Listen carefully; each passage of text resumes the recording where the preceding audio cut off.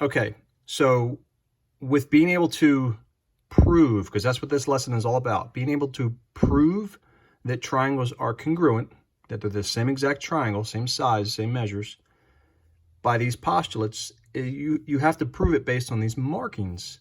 So here, do I have 3 markings? Yes. Are they all side markings? Yes. So since I have 3 sets of sides that match up, I have side, side, side postulate.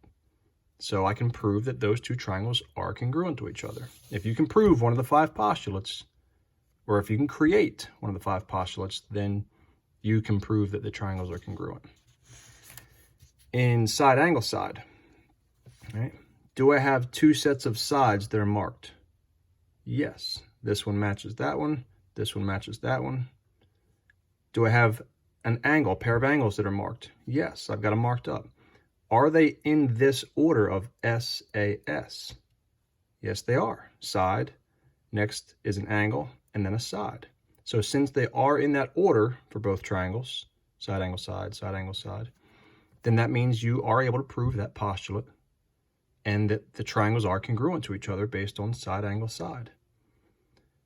So people might ask, Prinz, well, how do you know where to start? How do you know which direction to go? Do you always go to the right? Can you go to the left? Do you always have to start at a certain spot?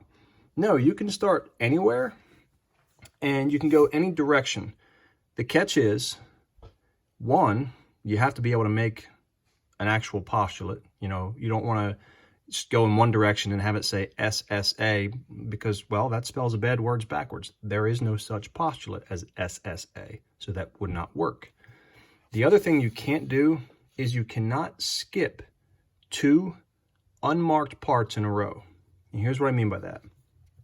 Let's say that I started here and I decide I want to go around to the left and come this way. And I could say, oh, well, I might get side and then angle. Well, first off, that's not a postulate, but let me show you what I mean by the unmarked parts.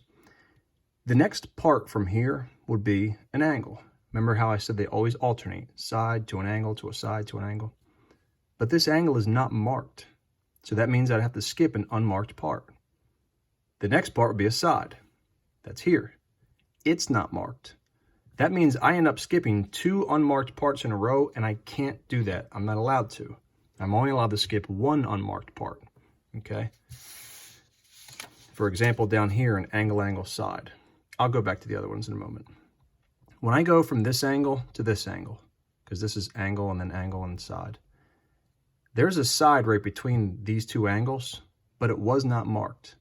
So I end up going from this angle to this angle by skipping an unmarked part. That's okay. You are allowed to skip 1 unmarked part. You just can't skip 2 in a row. So if I went this direction, I said, oh, but I could have done angle, side, angle. Well, if you go this direction, you'd be skipping the next part, which is a side, and it is not marked, and the next part, which is an angle, and it's not marked. There's 2 unmarked parts in a row. You're not allowed to skip 2 unmarked in a row, so you cannot go this direction to say angle, side, angle. All right? That's why the wording here is important.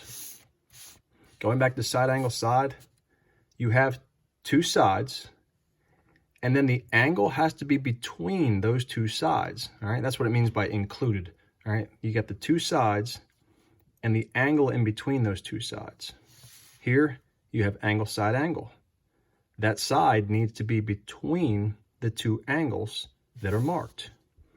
And that is the case. Here's the 2 angles and the side between it. Okay? Angle, angle, side. That means that you're going to have 2 angles, and that side that's marked does not need to be between those 2 angles, or it should not be between those 2 angles. It should be outside of them.